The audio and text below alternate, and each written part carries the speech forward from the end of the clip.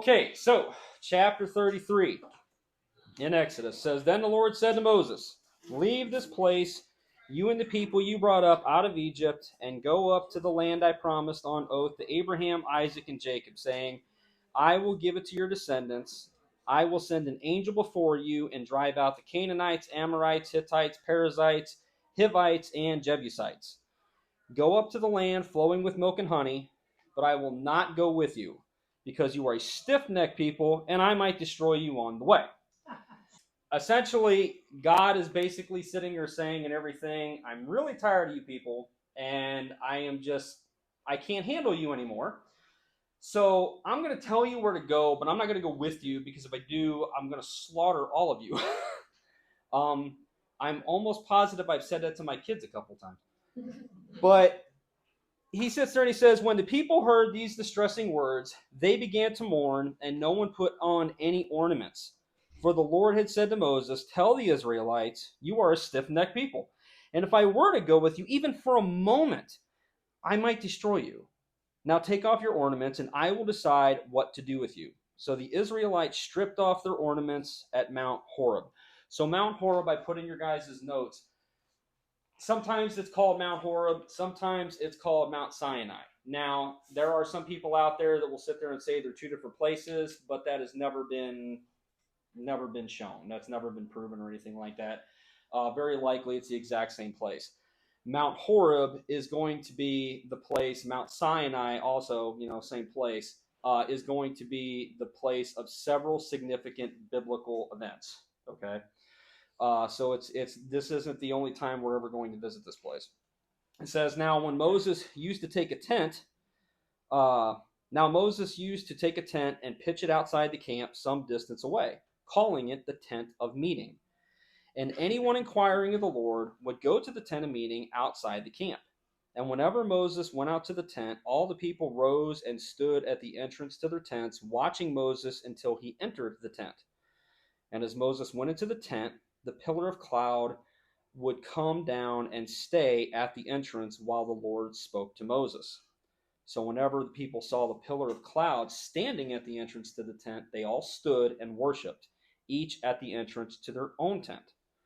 And the Lord would speak to Moses face to face as one would speak to a friend. And then Moses would return to the camp, but his young aide Joshua, son of Nun, did not leave the tent.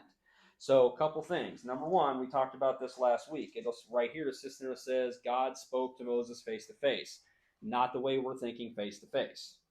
Okay, he's going to ask to see the face of God, to know the name of God, to know the essence of God, and God is going to sit there and say, can't do that, you'd be fried in a nanosecond. Okay, when he's talking about speaking face to face as one would a friend, basically Moses is more intimate with God than pretty much anybody ever has been, even Abraham. Moses is the great prophet. Okay, he's not the great prophet, that will be Jesus. But Moses is more of a prophet than any of the other prophets. He will be closer to God than any of them. Okay, even Elijah, Elisha, they all look at Moses as he's the top dog. So essentially, Joshua, son of Nun, says did not leave the tent. Okay, why? Most likely because he's guarding it. He's basically making sure nobody comes near, because if anybody does come near, they're going to die very quickly. God has made it abundantly clear before. He will make it abundantly clear later.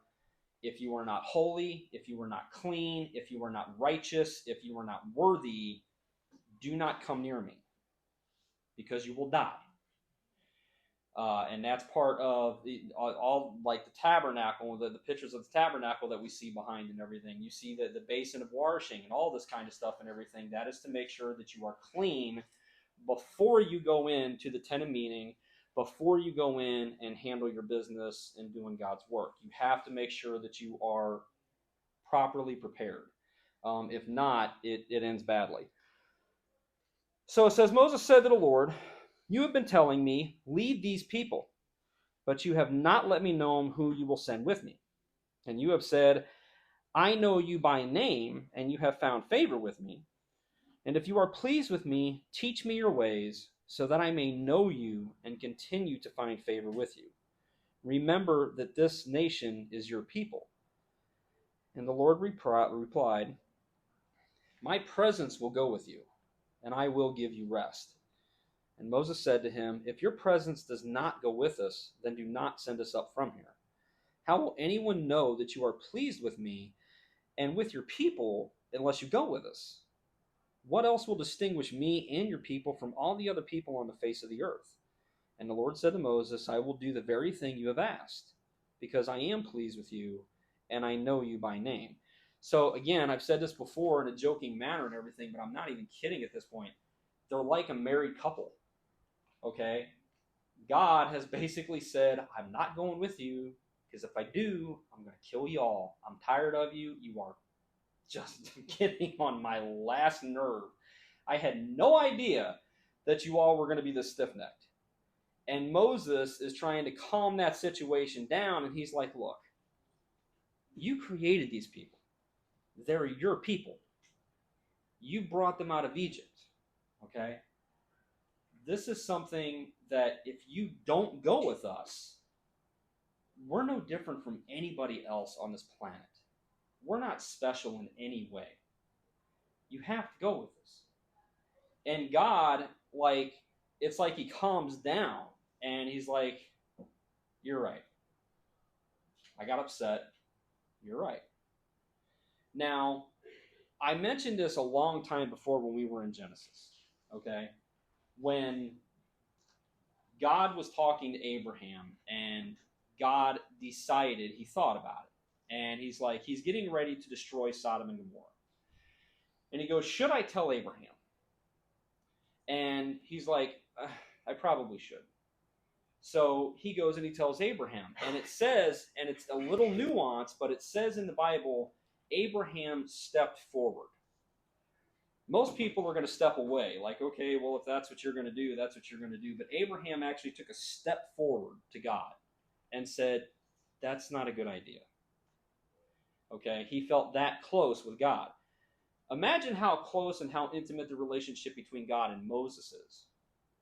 Okay, that Moses is actually calming God down. I mean, that's incredible. But notice what he says, and this is something that we should all pray for and we should all ask for.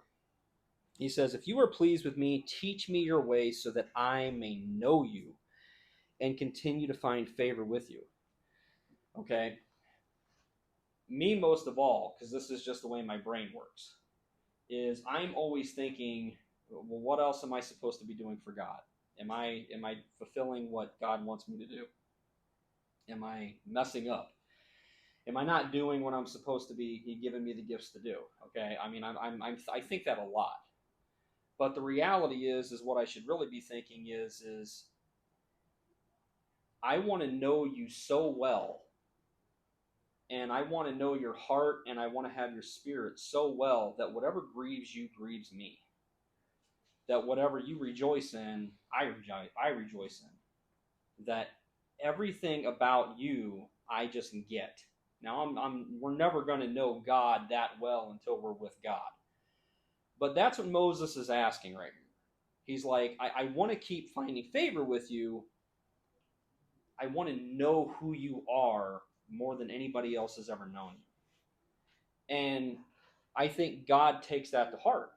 He says that before God calms down. It's like, wow, this guy really loves me. And he really is trying to honor me. He messes up a lot, but he's really trying to honor me. So he sits there, and again, I'll read it again. The Lord said to Moses, I will do the very thing you have asked, because I am pleased with you, and I do know you by name. In other words, I do know your heart. Whenever I'm praying, and I'm praying something, how do I describe this? If I'm praying something that is just off,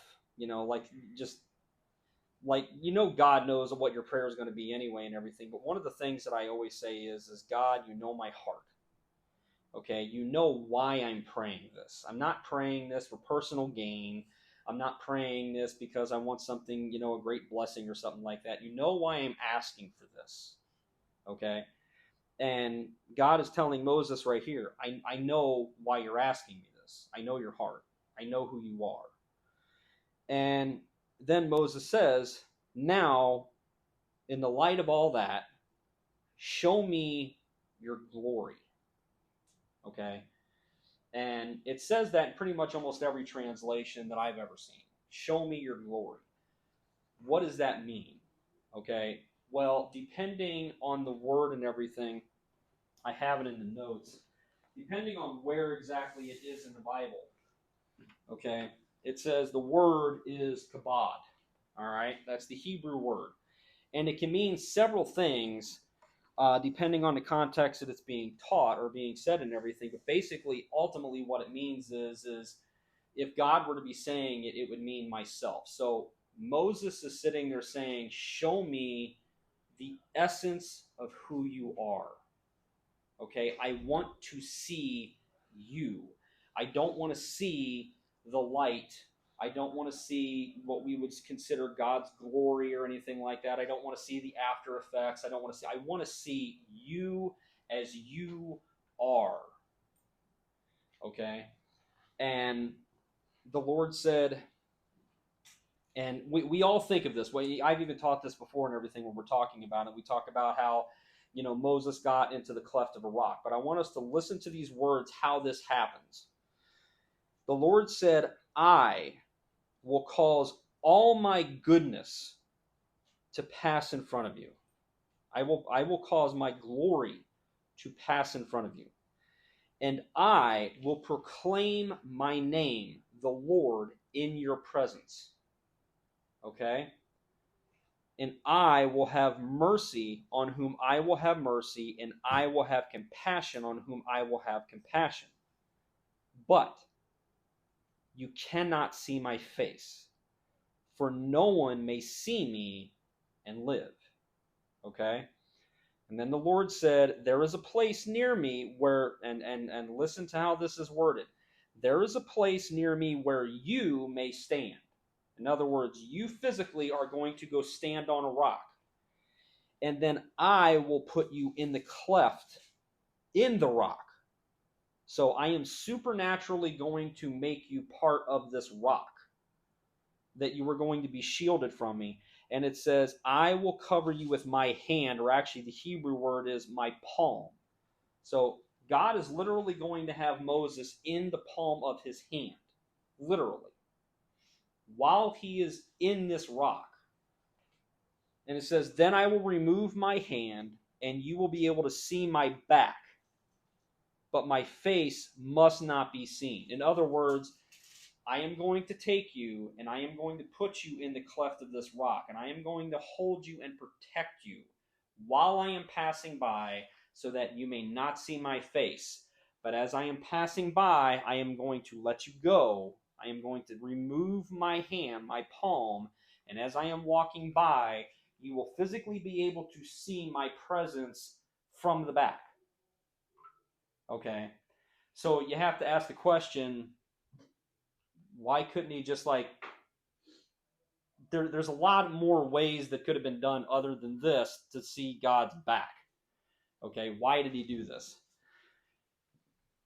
I've said this before, and I'm not gonna, and I've always prefaced it with this. I'm not teaching this. Okay, I'm not.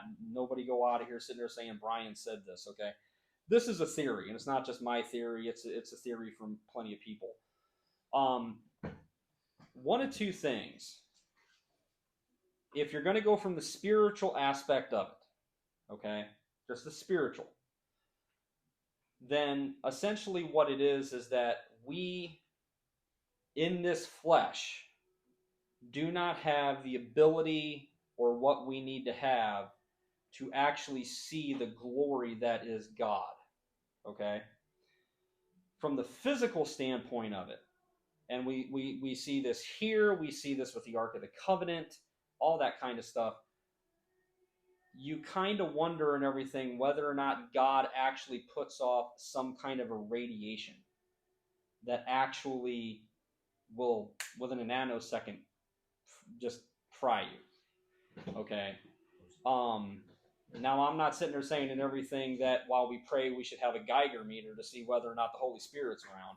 That's not what I'm saying. But I am saying that there appears to be something physical going on when it comes to getting that close to God, when it comes to the Ark of the Covenant.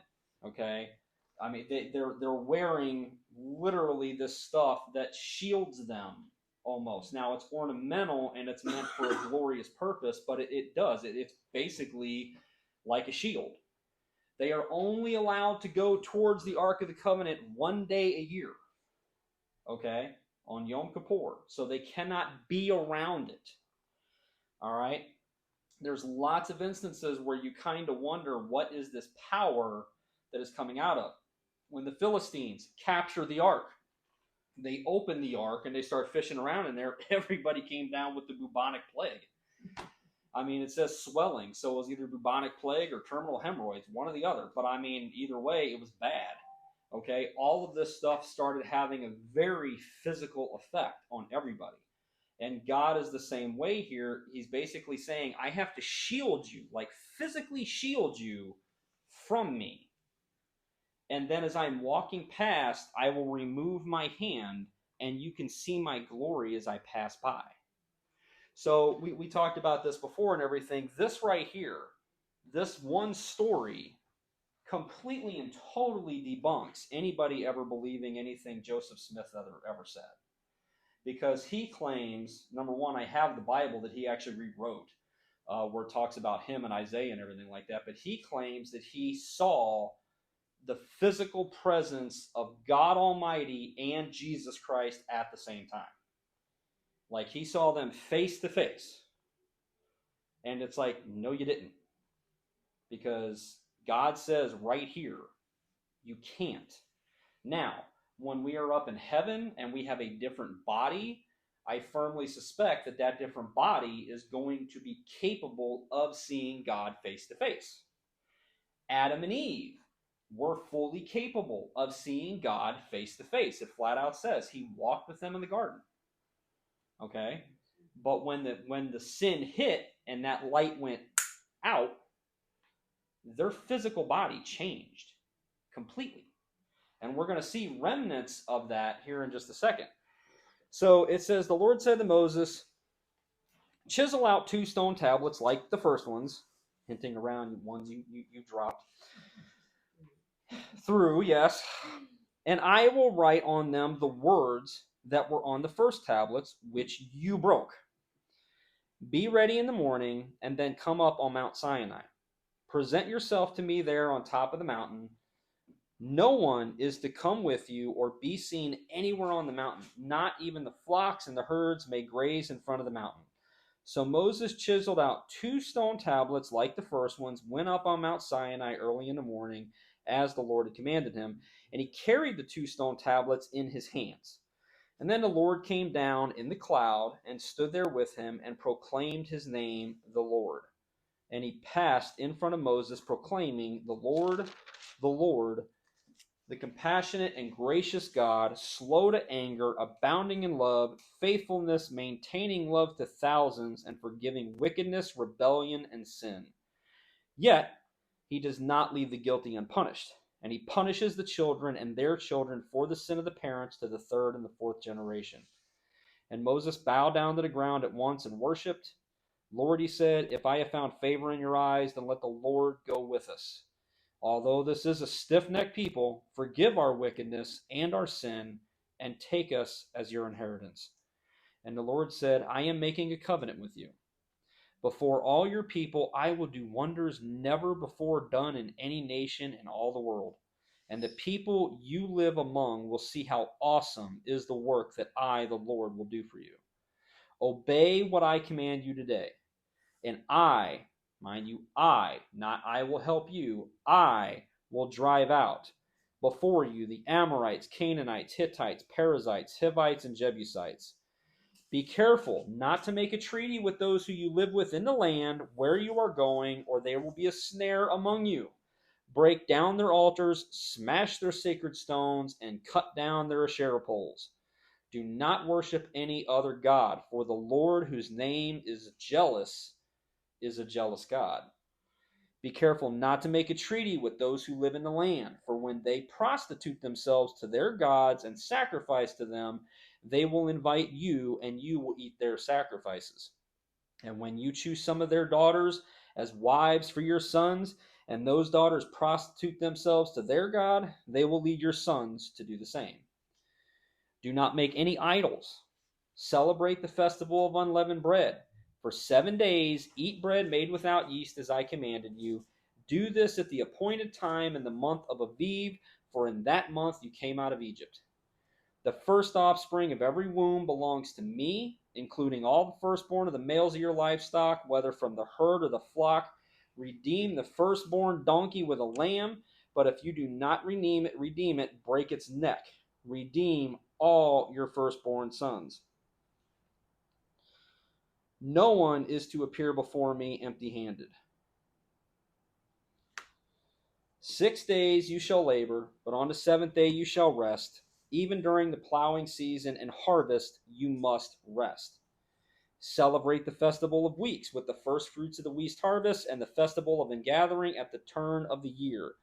3 times a year, all your men are to appear before the sovereign Lord, the God of Israel, and I will drive out nations before you and enlarge your territory, and no one will covet your land when you go up 3 times each year to appear before the Lord your God.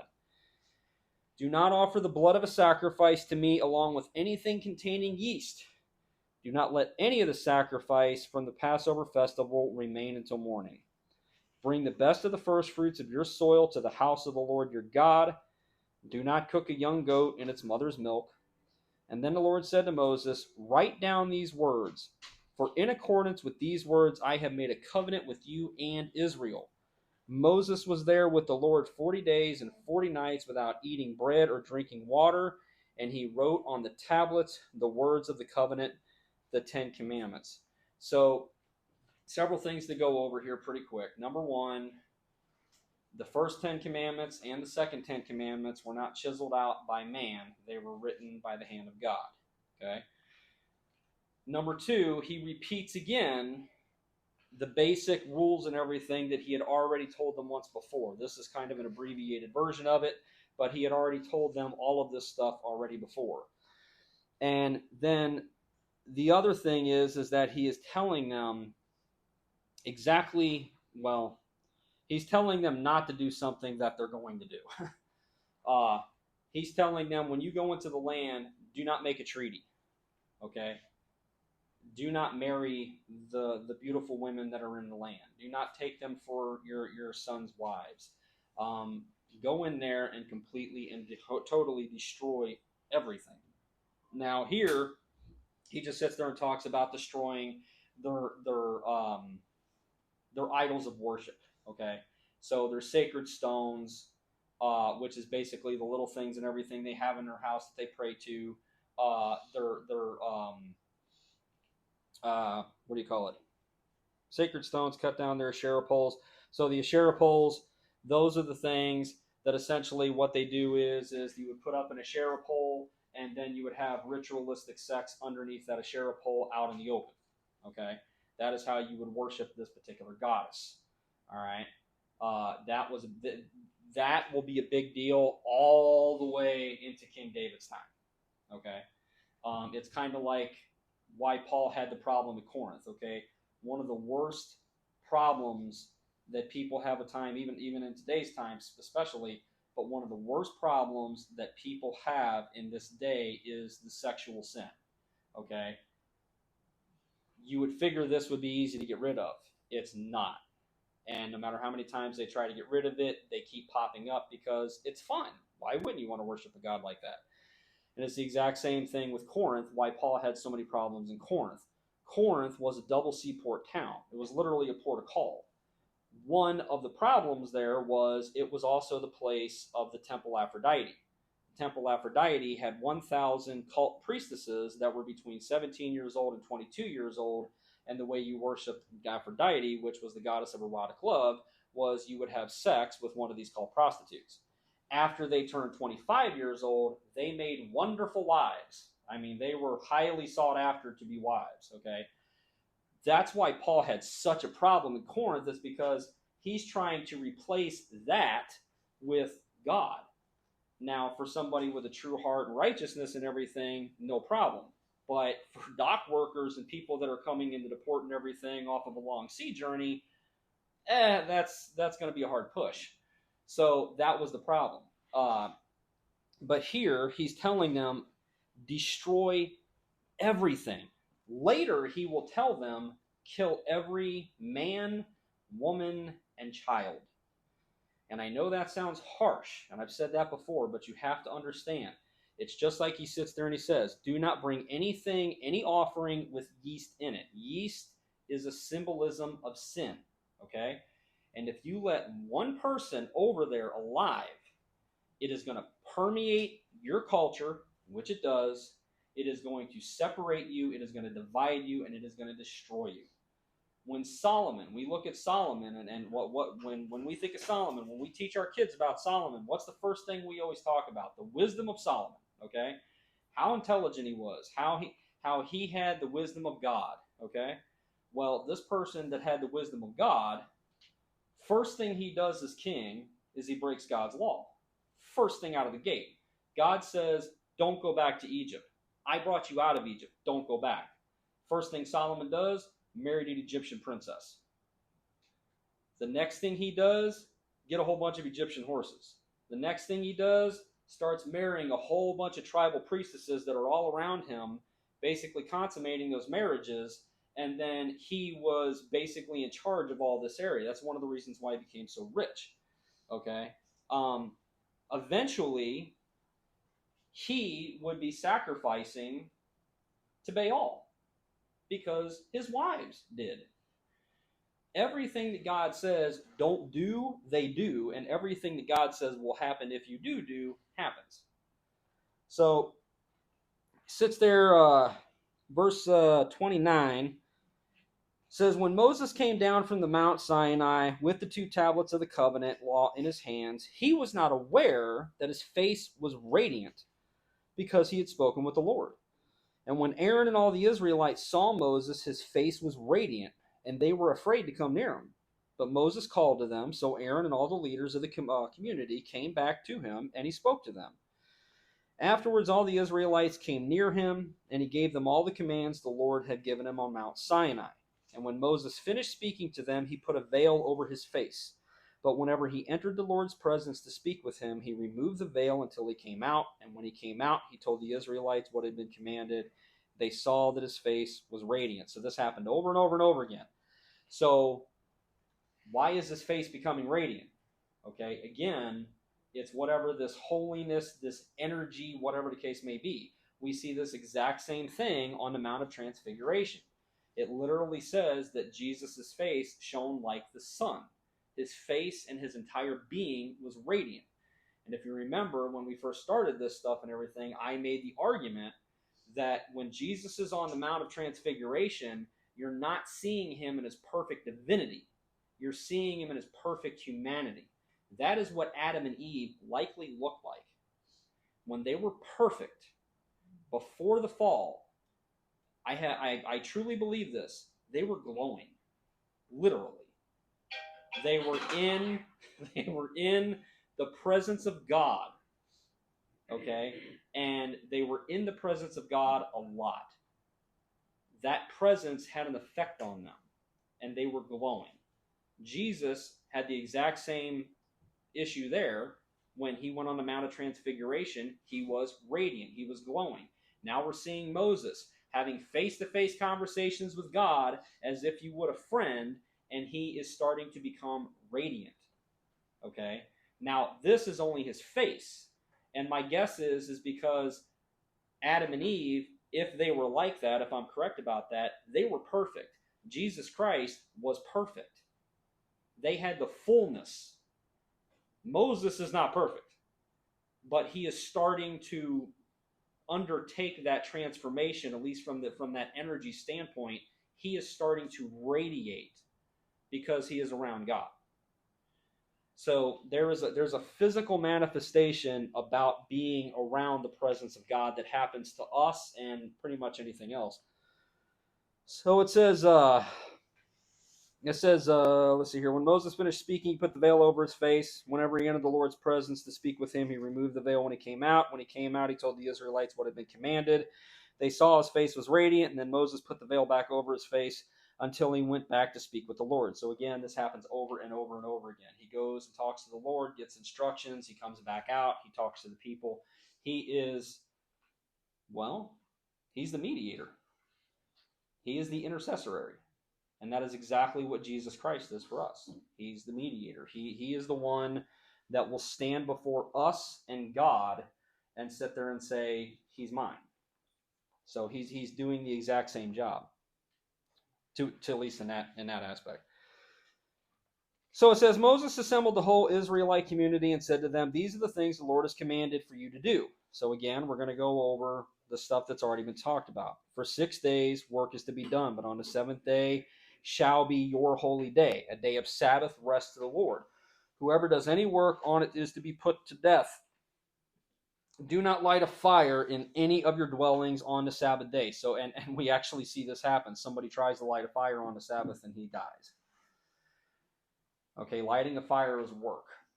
And I've talked about this before, and the only reason I bring this up and everything so much when we talk about this is because I want us to understand where the legalism can become a problem. You know, the insistence on just diving into this so much and everything. Jesus talks about this a lot with the Pharisees and everything. So starting a fire is work. But if you go to Israel, there are hotels there that have what is called the Sabbath elevator. And that elevator goes from one floor to the other, one floor to the other. It never stops. It just goes one floor to the next floor, to the next floor, to the next floor, to the next floor, and it just keeps going. It never stops. Okay, you can get on. It's going to go to the next floor. If you're on the first floor, you got to go to the 9th floor. That door is opening 8 times in between. Okay, the reason why is because if you push a button to make that elevator go up or down, when you press that button, it initiates a spark. That's considered work. That's considered fire. That's considered against God's law. I think when we get into that point, now we're starting to go a little overboard. Okay? And Jesus talks about the exact same thing. He sits there and he tells the Pharisees and the Sadducees, you'll collect all of your little dill and all of your little cumin and all your little spices, and you give 1/10 of that to everybody, and you're completely missing the point of the law. Okay? You're missing the point. You're taking every little word and you're trying to make a law out of every little word, and you are missing the point. The point of the law is mercy. It's love. It is the love of God. It's the love for each other. It's mercy for one another. Okay? And when we look at that and we sit there and go, well, where's all that in the law? The reason why God initiates everything that he does, and he tells us this, he's going to initiate a whole series of really 5 major sacrifices. Okay? These sacrifices are going to go on day and night for 1,500 years. Now, it would beg the question, why does God need this? Why does God need my bull? Why does God need my dove? Okay? And God tells them, I don't need this. Okay? I'm doing this for you. He initiated that system so that way sin was always on their mind. I've done wrong against God. I have to pay restitution. I've done wrong against my brother. I have to pay restitution. I have to do something to make my brother whole. I have to do something to get back on the right side of God. Okay? There's always something there. There were people that were doing these sacrifices literally once a day because they would sin, and they would sin again, and they would be like, I sinned, I messed up. It was his way of showing the Israelites and us that that should always be on the back of your mind. When we go out in today's society, okay, we will see a scantily clad girl up on a billboard. Does anybody here honestly look at that and sit there and go, oh, that's scandalous? Or do they look at her and go, she looks like she's going to the beach? It's because we have been so desensitized against sin that we don't see it anymore. Okay? We just don't see it. If it's really egregious, like the woman killing her children and everything a few days ago, that's obviously that's okay. Red lights going off, on the play there. But when you see a boy and a girl and everything, or a boyfriend and a girlfriend making out on a park bench, okay, nobody, whatever, they're enjoying each other's company, okay. That's sinful, but we don't see that. And God did all of this, what we're about to learn in Leviticus and everything else, and there's a lot more to Leviticus than what most people think, but he is going to initiate all these laws and he is going to initiate all these sacrifices because he is trying to burn into their brain. This is sinful. I don't want you to do this. And when you do this, there must be a penalty. When God sits there and says what he just said a minute ago, I will punish the children to the third and the fourth generation. We look at that in our culture and we're like, that's horrible. Those kids didn't do anything. Why does he do that? To remind the children of what their father did so that way they do not continue the trend. Okay? What's the phrase and everything about the sins of the father? Okay? Chances are, if I have a particular sin in my life, whether it be pornography, or I cheat on my wife all the time, or whatever the case may be, or I'm a drunk, or whatever the case, there is a very high likelihood that one of my sons are going to follow the exact same path. Okay? So God punishes the children because he's saying, don't do this. This will bring you farther away from me. And I would rather have God punish me out of love than sit there and say, no, dude, you're good. Don't even worry about it. You can't have a relationship with me, but if this is who you are, I get it. And that's what everybody wants us to say nowadays. Well, that's who you are. That's your truth. Be true to yourself. No, don't be true to yourself. Be true to God. Be true to what God has for you. Be true to what God's message is to you, okay? And don't let anybody ever push that away from you, okay? So it says there, let's see here, Sabbath regulations. So the material for the tabernacle. So we're going to go through this pretty quick. So the materials for the tabernacle. Again, we learned about this before. God sits there and says, if anybody is willing to give, let them give. Okay? What we're going to find out here in a minute is people gave so much that Moses had to come out and say, quit giving. we have everything we need. Thank you. So, so we're going to pass through this part real fast and everything. So the materials for the tabernacle. And he just said again, Moses said to the whole Israelite community, this is what the Lord has commanded. From what you have, take an offering to the Lord. Everyone who is willing to bring to the Lord an offering, gold, silver, bronze, and such. And it just goes down the line the exact same way it was before. So again, we're going to go to the next chapter, the next part of it, which is at verse 30, the Bezalel and Oholiab. These are going to be the two main people that God is going to supernaturally impose wisdom and ability onto, and these guys are going to create everything. Okay, they're going to have help. There's other people that's going to be involved, but these guys are the ones in charge, especially Bezalel. He is the one that is basically the foreman. But these guys are given, again, they are supernaturally imposed with the vision for what it's supposed to look like, because it must look exactly like it does in heaven. They're going to be supernaturally imposed with the ability to do it, and they're going to be supernaturally imposed with the ability to lead others to help in the same cause. So, let's see here.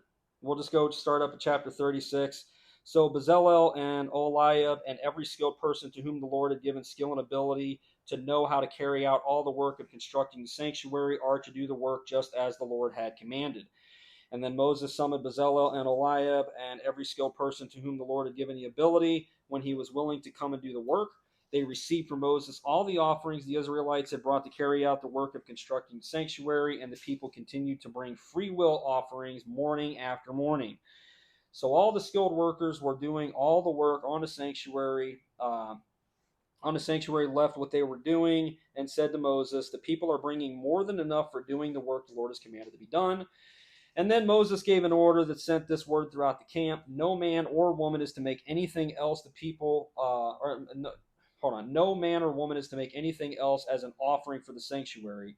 And so the people were restrained from bringing more because they had already had what was more than enough to do all the work. So then the next thing that is going to be built is they're going to build the tabernacle. Okay, they are going to build the tabernacle itself. Then inside, they are going to build the ark. Okay, chapter 37, they're going to start on the ark. It says, Bezalel made the ark of acacia wood, 2.5 cubits long, 1.5 cubits wide, and 1.5 cubits high. He overlaid it with pure gold, both inside and out. Made a gold molding around it. He cast 4 gold rings for it and fastened them to its 4 feet, and the 2 rings on one side, 2 rings on the other side. Then he made poles of acacia wood and overlaid them with gold. And he inserted the poles into the rings on the sides of the ark to carry it. So again, that's how it is meant to be carried. It is not meant to be carried by picking it up from one side or the other. It is to be priest, Levite priest. They will pick it up using the poles, and they will carry it that way.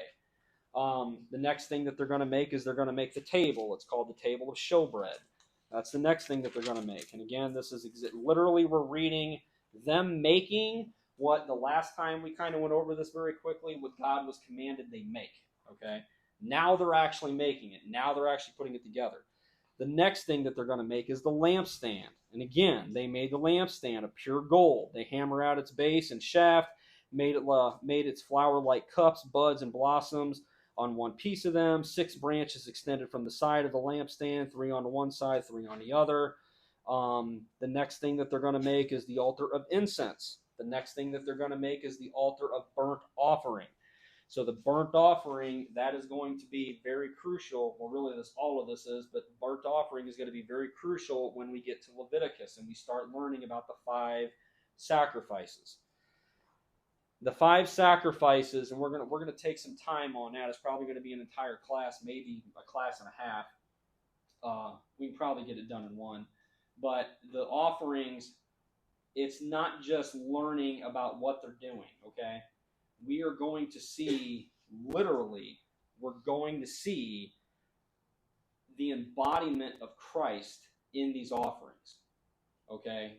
Everything about these offerings is done for a purpose. What they sacrifice, how they sacrifice it, why they're doing the offering, all of it embodies Christ, okay?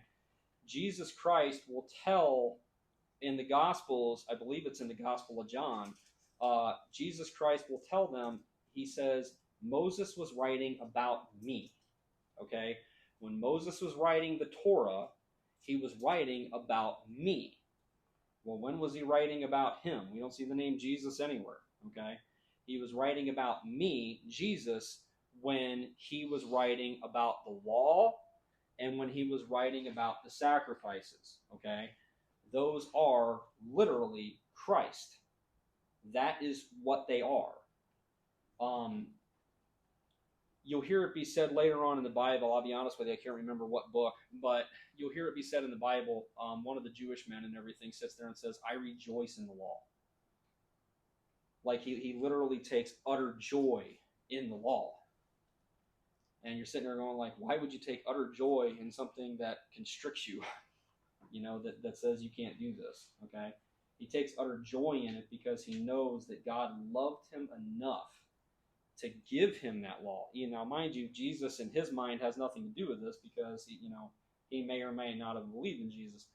But the law in and of itself is God's love, and it is his love directed at the Jews, at the Israelites, sitting there saying, you are to be my people, you are mine. And this is how I want you to conduct yourself. This is how I want you to live your life. And if he didn't care about them, he wouldn't have given them that law. Last time I checked, he didn't give, China the law, or he didn't give, Canada the law, or anything like that. He didn't give anybody else the law except for the Jews, okay? Because that is his people. They are to be his priests. So the next thing that they make is the basin for washing. It says they made the bronze basin. It was the bronze stand from the mirrors of the woman who served at the entrance of the tent of meeting. The next thing that they make is the courtyard, okay? And then it goes over the courtyard, how it was made, and the materials that are used in the courtyard. The materials just to give us a good view of it, of exactly what it was. In verse 24 of chapter 38, it says, on my Bible, it's in the section that says the material used. It says the total amount of gold from the wave offering used for all the work on the sanctuary was 29 talents and 730 shekels, according to the sanctuary shekel. The silver obtained for those in the community who were in the council in the census was 100 talents and 1,775 shekels, according to the sanctuary shekel. 1 bekah per person, that is half a shekel, according to the sanctuary shekel, from everyone who was crossed over to those counted, 20 years old or more, a total of 603,550 men. The 100 talents of silver were used to cast the bases for the sanctuary and for the curtain, 100 bases from the 100 talents, 1 talent for each base. And they used 1,775 shekels to make the hooks for the post, to overlay the tops of the post, and to make their bands.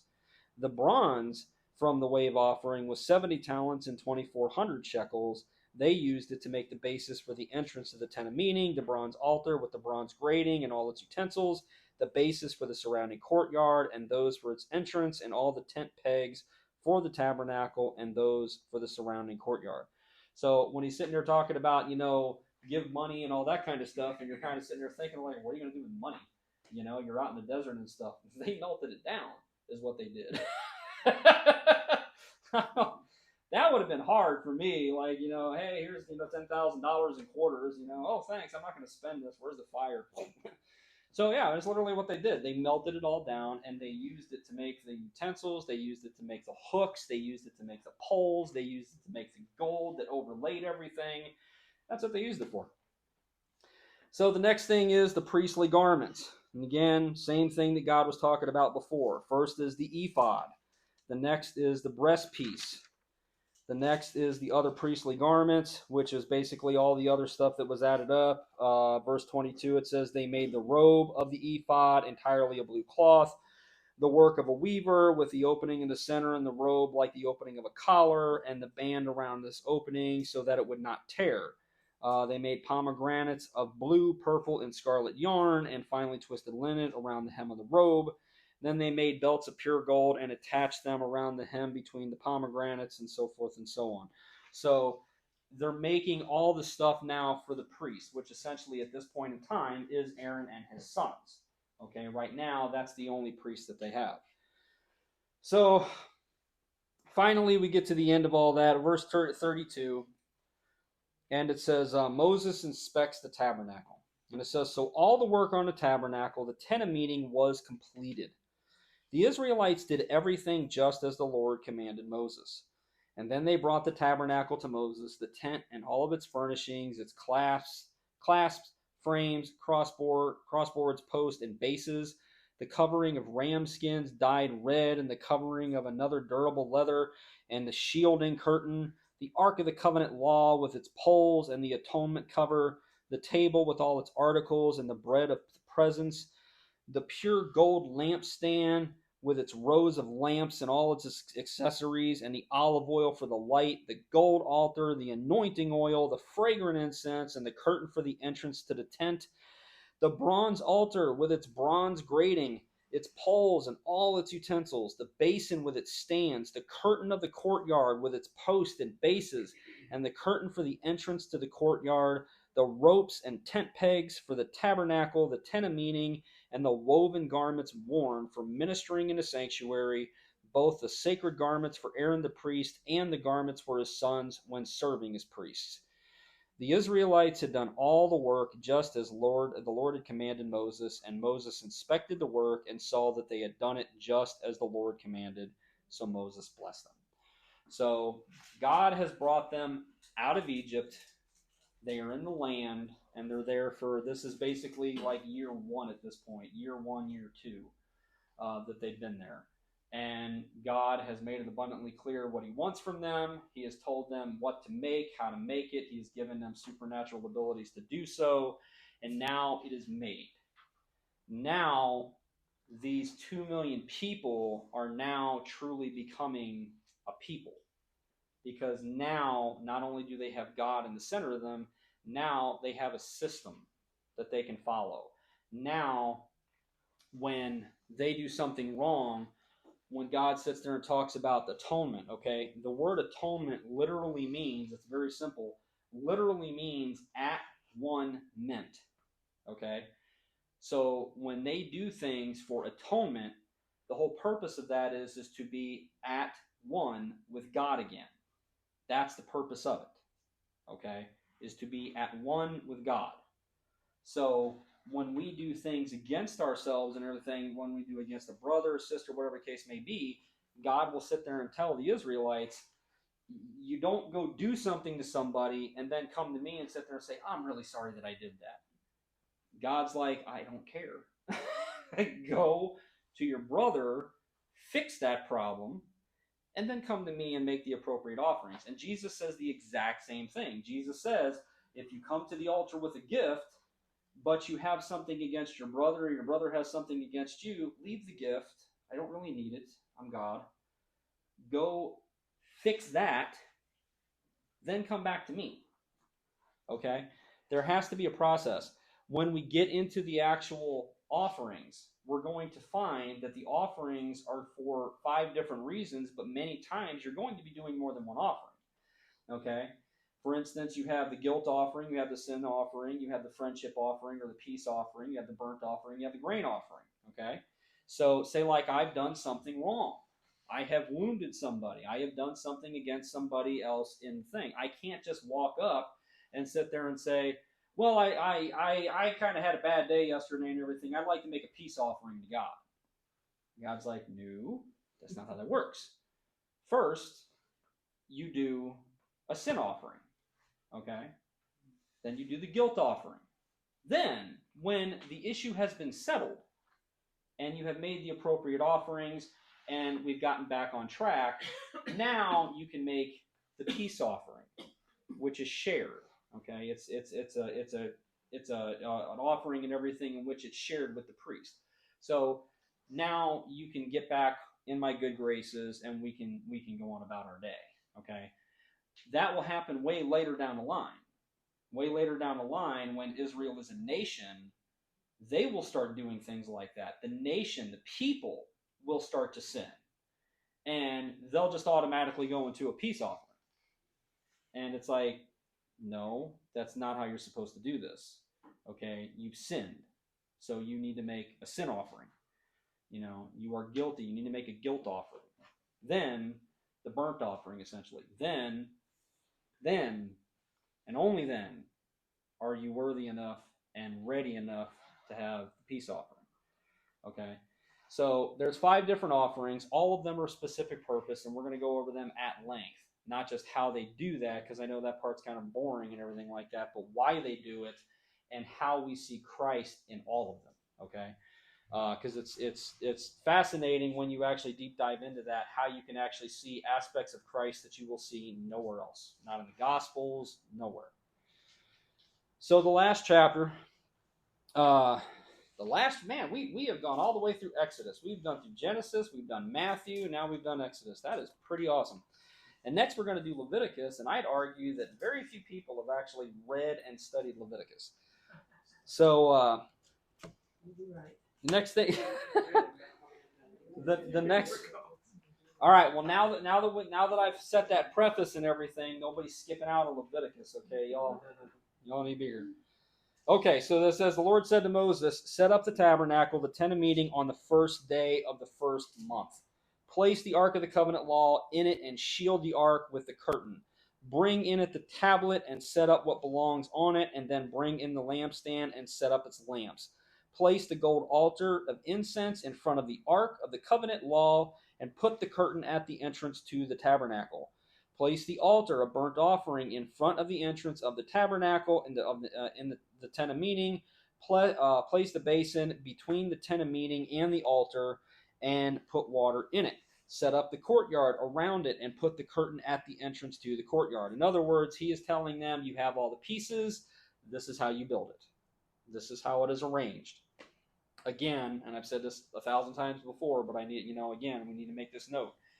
This has to be perfect, because this is a foreshadowing and a shadow of the greater reality that is in heaven. Okay, God is not an interior designer. He's not telling them to do this because he thinks it looks nice and it really brings in the shade and everything from, and no, that's not the way it works. God is doing this exactly the way he's doing this because this exists in heaven. Okay? So it says, take the anointing oil and anoint the tabernacle and everything in it, consecrate it and all its furnishings, and it will be holy. Then anoint the altar of burnt offering and all its utensils, consecrate the altar, and it will be most holy. Anoint the basin and its stand, and consecrate them. Bring Aaron and his sons to the entrance of the tent of meeting and wash them with water. And then dress Aaron in the sacred garments. Anoint him and consecrate him so that he may serve me as priest. Bring his sons and dress them in tunics. Anoint them just as you anointed their father so that they may serve me as priests. Their anointing will be to a priesthood that will continue throughout their generations. Moses did everything just as the Lord commanded him. So the tabernacle was set up on the first day of the first month in the second year.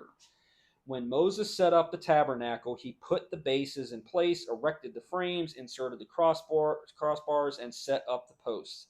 He then spread the tent over the tabernacle, put the covering over the tent as the Lord commanded him. He took the tablets of the covenant law and placed them in the ark, attached the poles to the ark, and put the atonement cover over it. Again, at one mint. That is where on Yom Kippur they have to sprinkle the blood on top of the atonement cover.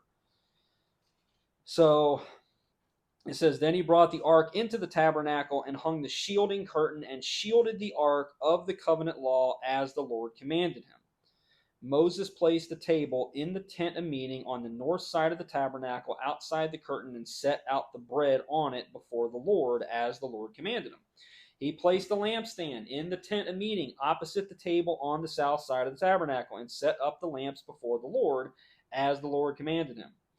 Moses placed the gold altar in the tent of meeting in front of the curtain and burned fragrant incense on it as the Lord commanded him. And then he put up the curtain at the entrance of the tabernacle. He set the altar of the burnt offering near the entrance to the tabernacle, the tent of meeting, the offering, and offered on it burnt offerings and grain offerings as the Lord commanded him. He placed the basin between the tent of meeting and the altar and put water in it for washing, and Moses and Aaron and his sons used it to wash their hands and feet. They washed whenever they entered the tent of meeting or approached the altar as the Lord commanded Moses. And then Moses set up the courtyard around the tabernacle and the altar and put up the curtain at the entrance of the courtyard. And so Moses finished the work. And then finally it says, the cloud covered the tent of meeting, and the glory of the Lord filled the tabernacle. Moses could not enter the tent of meeting because the cloud had settled on it, and the glory of the Lord filled the tabernacle. In all the travels of the Israelites, whenever the cloud lifted from above the tabernacle, they would set out. But if the cloud did not lift, they did not set out until the day it lifted. So the cloud of the Lord was over the tabernacle by day, and fire was in the cloud by night, in the sight of all the Israelites during all their travels. So in other words, the pillar of cloud and fire would be over the tabernacle. If it lifted up and started to move, everybody knew, pack up their stuff, we're following that, okay? And then as soon as it stopped, they would set it up again, and the pillar of cloud and fire would come back over the tabernacle and it would stay there for as long as it wanted to stay there. When eventually it would become the temple, okay, in the temple, the pillar of cloud and fire would be over the Ark of the Covenant, okay, inside the temple. It would not be over the temple itself. It would be in the temple over the Ark of the Covenant in the Holy of Holies. Until when we get to the part of, we see this in Ezekiel, okay? So in Ezekiel 10, 18, 19, it says, and I've talked about this before, it's no longer called the pillar of cloud and fire or the pillar of cloud or anything like that. Now it is called the glory of the Lord. It is the same thing. So it's Ezekiel 10, 18, 19. Then the glory of the Lord departed from over the threshold of the temple and stopped above the cherubim. When we read how the temple was built, essentially it is, you're going to read about these particular parts that it's talking about. So I know it's kind of hard to see it in your mind's eye. says, over the threshold of the temple and stopped above the cherubim. Not the cherubim that's on top of the Ark of the Covenant. While I watched, the cherubim spread their wings and rose from the ground. These are real cherubim. These are real angels. So it says, as they went, the wheels went with them. They stopped at the entrance of the east gate of the Lord's house, and the glory of the God of Israel was above them. Okay? So essentially what has happened is that the pillar of cloud and fire has had enough of Israel. We're done here. The angels come, and they come to escort the pillar of cloud and fire. Okay? So they come, they're standing at the threshold of the temple. The pillar of cloud and fire raises up, and it makes its way over to the threshold. And then in chapter 11, verse 22 through 24, it says, then the cherubim with the wheels beside them spread their wings, and the glory of God of Israel was above them. The glory of the Lord went up from within the city and stopped above the mountain east of it, which is the Mount of Olives. Okay? The Spirit lifted me up and brought me to the exiles in Babylonia, the vision given by the Spirit of God. So essentially what happens here is Jesus Christ, the pillar of cloud and fire that has been sitting above the Ark of the Covenant for, not 1,500 years, but 800 years, I think. Been sitting there that long, essentially raises up, goes out, gets to the threshold of the temple, and then we find out later, leaves the temple, starts going up the Mount of Olives, stops at the top of Mount of Olives, almost as if he's turning around and looking and saying goodbye one last time, goes down the Mount of Olives, and he's gone. The pillar of cloud and fire was never seen again. Until AD 32, when Jesus Christ, riding on a donkey, comes the exact opposite route. He comes up the Mount of Olives, down the Mount of Olives, and he goes through the exact gate that the pillar of cloud and fire left. So that's what happens to the pillar of cloud and fire, the glory of the Lord. So we'll stop there, and we're going to work on something else for just a second. So again, next week, we're not going to have class. We will have class the week after, and we will start in Leviticus. And we'll go from there. One thing I want to talk about a little bit, though, is something that I brought. Again, I was asked and everything. Just kind of go over it for anybody who really doesn't know how this all fits together and everything. We're going to very quickly, I got about 20 minutes and everything. We're going to go over the chronological aspects of the Bible. Okay? What is actually happening throughout the entire book. So, we talked about it in the very first class. Nobody knows, and I may get pushback on this, I don't know. Nobody really knows how old the world is, okay? It's nowhere in the Bible how old the world is.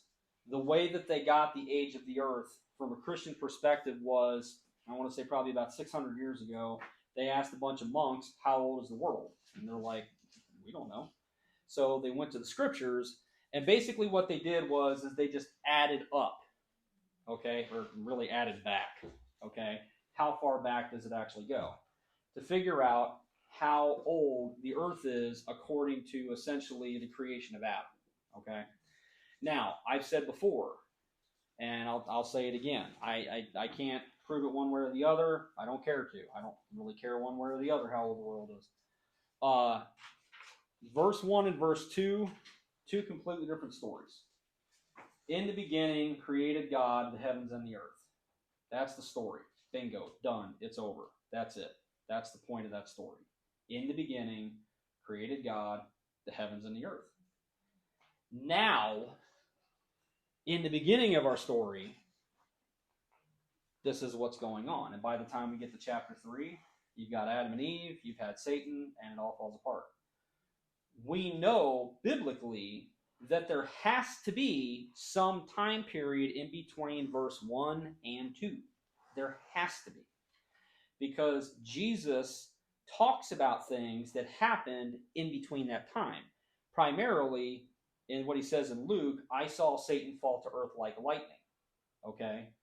The gospel, or excuse me, not the gospels, but the major prophets, Isaiah, Ezekiel, talk about the war that took place between Satan and his angels and God and his angels.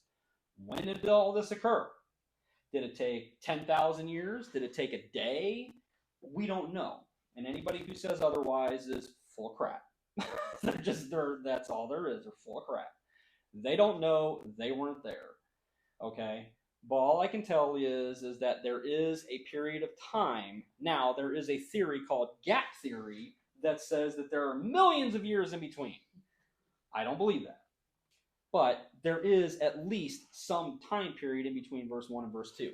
But if we go by biblical knowledge, the creation of the world, at least when it sits there and says now, the beginning of the story anyway, is about roughly 4000 BC. Okay? Noah and the ark happened around 2344 BC. And again, that's give or take. We have some information about it. We don't have, a ton of it. The birth of Abram eventually would be 2166 BC. So now Abraham is born, and then we're going to start seeing the patriarchs. So eventually Abraham, God would talk to Abraham. Abraham would learn and be basically given what is called the Abrahamic covenant, which was a non-conditional, or sorry, I should say unconditional covenant. Okay? I don't care what you do. This is why I'm going to bless you. There is no conditions to this covenant at all. There is no conditions to the Davidic covenant. God is a one-way covenant. God promises, I will do this.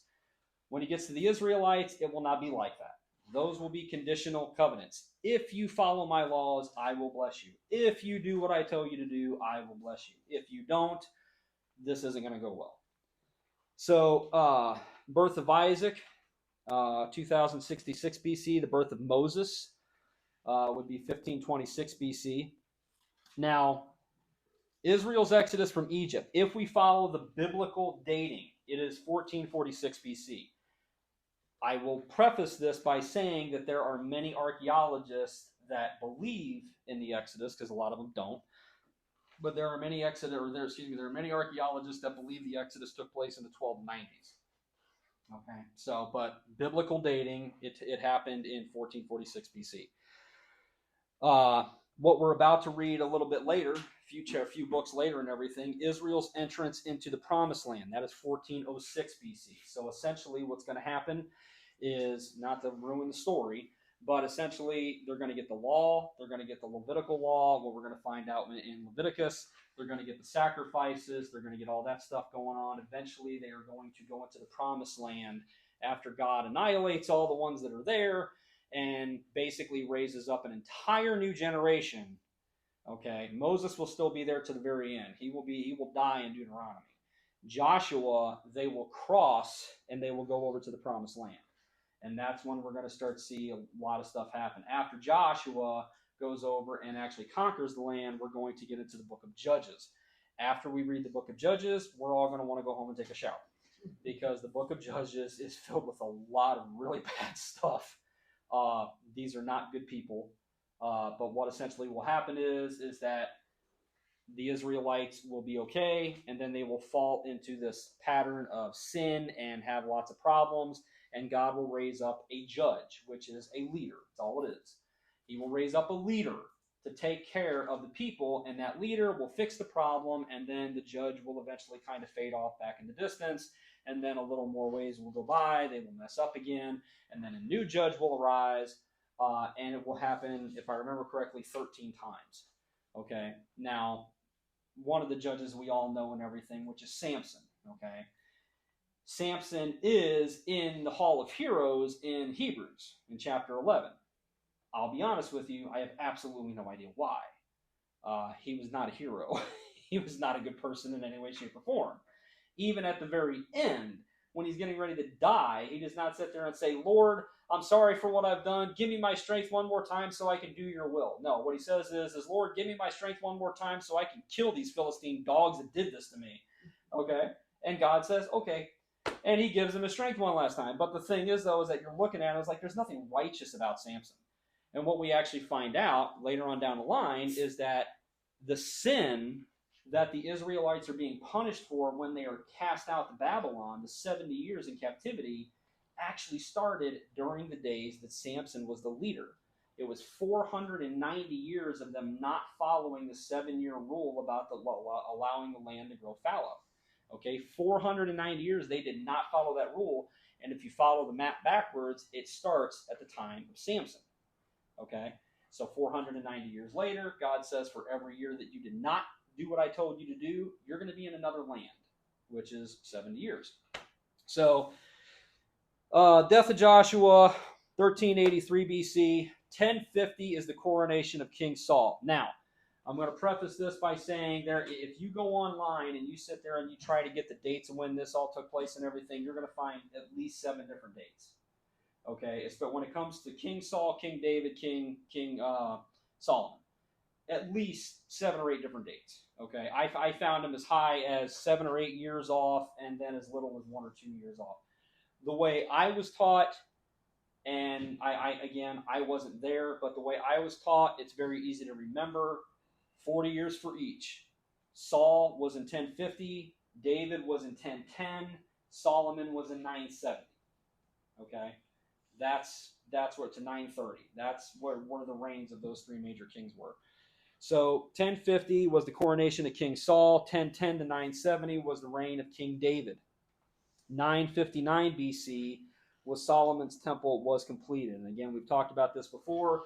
We all call it Solomon's temple, okay?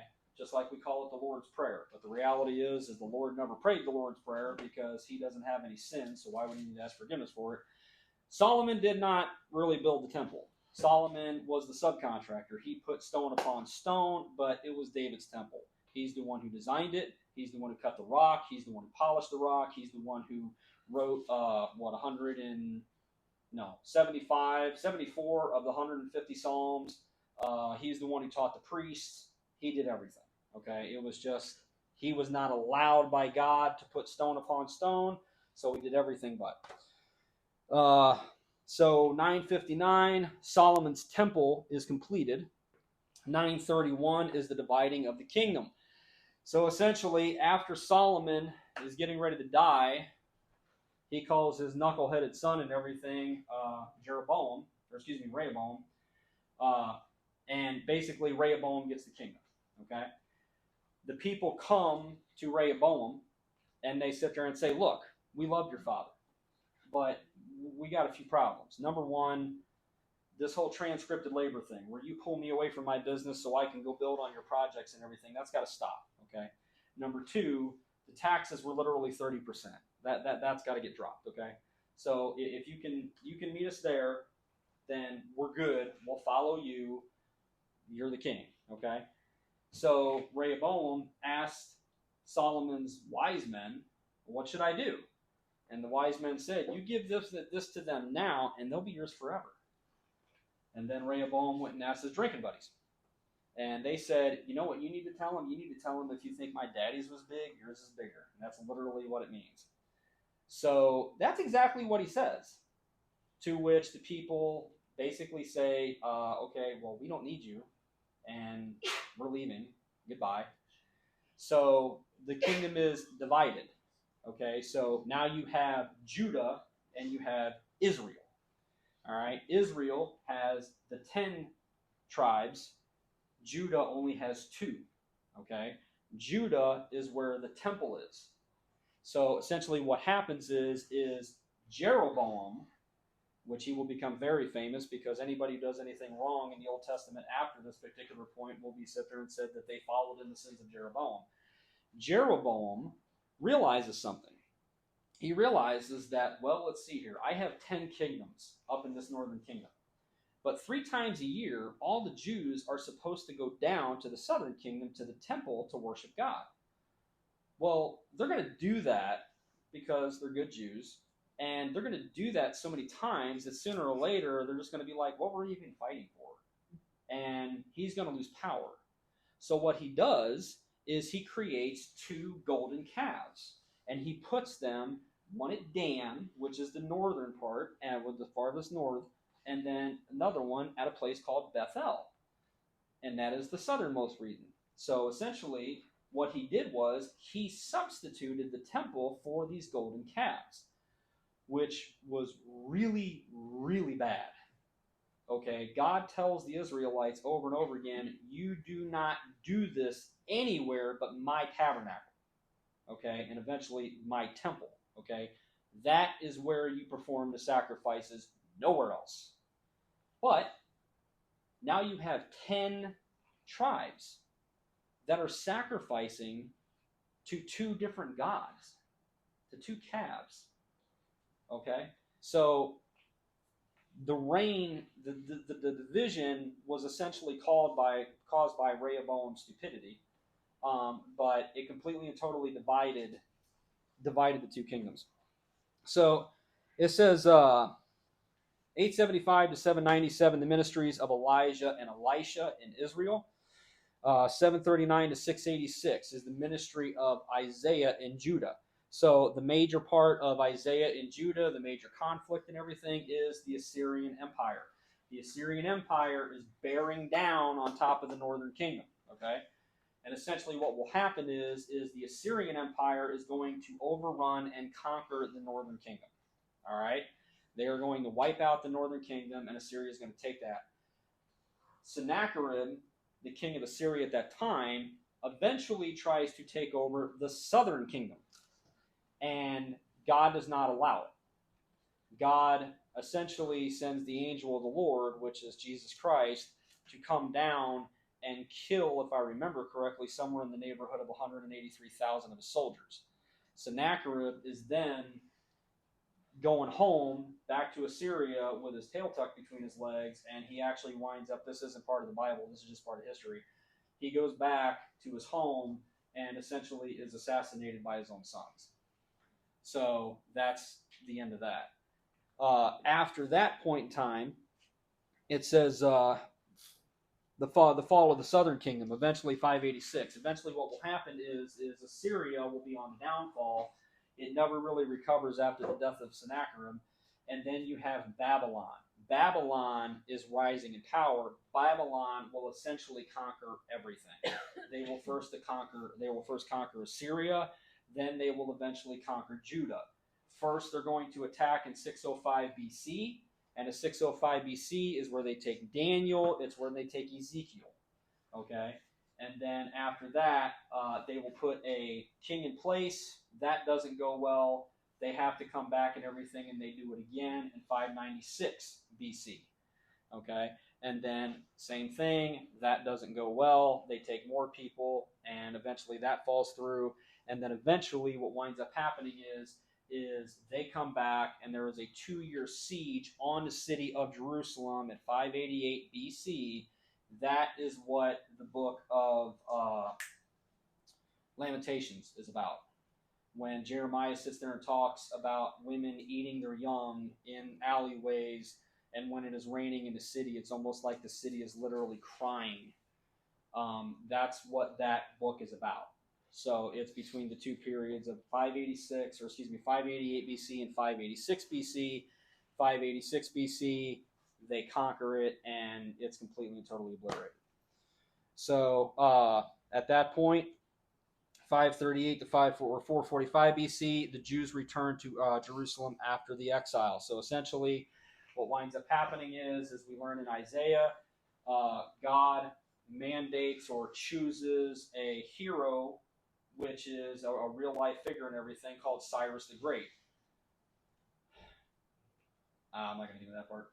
I could get into the aspect of Isaiah in and of itself. Okay, so very, very quickly, there are a lot of modern-day scholars that believe that Isaiah was written in 3 sections at 3 different time periods, because there's no possible way that God could ever name a single person by name 150 years before he did what God said perfectly he was going to do, and 100 years before he was born. There's no way God would know that. So, huh? Doesn't he know everything? Sure, but there are scholars out there that just, it's what's called long-term specific prophecy. Okay? Mm-hmm. And there are many scholars out there that do not believe it can happen. So it can be prophetic, and it can have prophecy, like, things like Jesus fulfilled and stuff like that. but literally in the book of Isaiah, God mentions his servant Cyrus, and he says exactly what he's going to do 150 years before he does it. And for whatever reason, people believe that he can't do that. It's not the only time, but it's not the only time in the Bible that it happens. But anyway, so people will sit there and argue that Isaiah was written in 3 different parts. It's called Isaiah, Deutero-Isaiah, and Trio-Isaiah. Okay, now we have the 35-foot-long scroll of Isaiah. It's in one piece. We don't have the original, of course, but we have a very, very old one from the Dead Sea Scrolls, and it is in one piece. So there is no evidence whatsoever that it was ever written in 3 different sections. It's just people have a hard time wrapping their head around that. Anyway, Cyrus the Great will allow everybody that was conquered to go home. Okay? Not just the Jews, everybody to go home. They will pay taxes to him. He will help rebuild their cities and their temples. They can worship whoever they like. He does not care, but they will pay taxes to him. Okay? So that's how that happens. And again, we learned about that in the Kings, I believe. We learned about that in Ezra and Nehemiah. That's when all that stuff is going on. So let's see here. The second temple was finished in 515 BC. The birth of Christ, again, you're going to see different aspects of this. People are going to sit there and say, well, he was actually born in 5 BC, and he was actually crucified in 27 AD. A lot of that has to do with BC and what is now called CE, okay? So they've taken Jesus out of our timeline. It's no longer BC, before Christ, and AD, Anno Domini. Now it is BCE, before Common Era, and CE, Common Era. And they've changed the dating on that. So, but biblically, he was born in 1 BC. AD 32, Christ's ministry, his ending in his death and his resurrection. AD 32 to 35 was the conversion of Paul of Tarsus, or Saul of Tarsus. 48 to 49, Paul's first missionary journeys. AD 50 was the Council of Jerusalem. That's going to be a big thing we're going to learn about in Acts, because that is when it is decided that new coming Christians do not have to follow the law. The law is not for them. The law has been fulfilled by Jesus Christ, and that is they do not have to be circumcised. They do not have to follow the dietary laws or anything of that nature. AD 60 was the imprisonment of Paul in Rome, and then AD 95 was John's vision on Patmos and writing Revelation. Again, I'm missing a lot in there, but I knew I was probably going to have 20 minutes to go, and judging by a lot of your guys' reaction, this is very dry material. So, after Paul got converted, there was 13 years before he went a missionary? Yeah, so Paul's a very interesting subject, and we'll talk about him at length when we get to his book. But there's a lot about Paul that probably a lot of people don't know. Okay, now some of it is conjecture. I will admit that. But the best book to ever read about Paul is basically Galatians. I always call Galatians Paul's autobiography. Okay, you find out that after he was converted on the road to Damascus and everything, essentially what wound up happening is he would eventually go to Saudi Arabia. And he would basically be ministered to by Jesus Christ for 3 years, just like the other ones were ministered to by Jesus Christ for 3 years. Okay. Now, again, some of that's conjecture, but the reality is that that's one of the reasons why I can tell you definitively that Paul did not write Hebrews. Okay, that's a huge calling point. There's a lot of people that have Bibles that says Paul epistle to the Hebrews. Paul did not write Hebrews. I can tell you that by 3 different reasons. One, there's no entry. There's no, every single thing we have from Paul, this is Paul, servant of Christ, doulos of Christ, whatever. Hebrews does not have that. Number 2, at the very end of the book, he sits there, or whoever the writer of Hebrews was, sits there and talks about our brother Timothy. Paul never calls Timothy our brother. He always refers to Timothy as my dear son. Number 3, which is basically the killer of it, is the writer of Hebrews in chapter 2, verse 3, sits there and says, we who have heard the gospel essentially from others, secondhand, okay? Paul says in Galatians, flat out, definitive statement, I did not receive the gospel from any man. I received the gospel from direct revelation of Jesus Christ. So he did not get it from any secondhand material. When did that happen? Well, we never see it.